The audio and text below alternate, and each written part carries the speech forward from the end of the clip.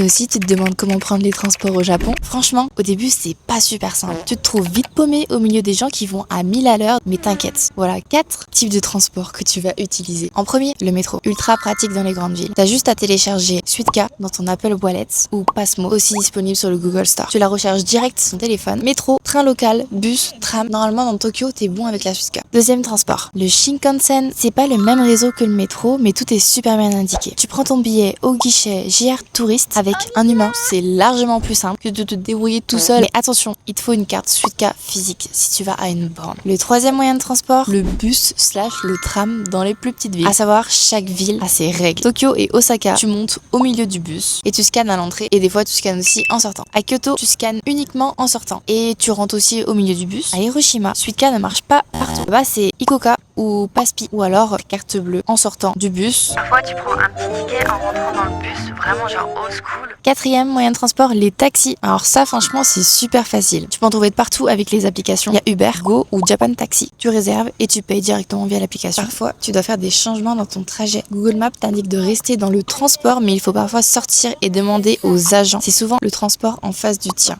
Bon, c'est peut-être un peu la galère au début, mais t'inquiète pas, tu vas vraiment vite y faire. Genre, au bout de 2 jours, c'est comme si t'étais déjà japonais.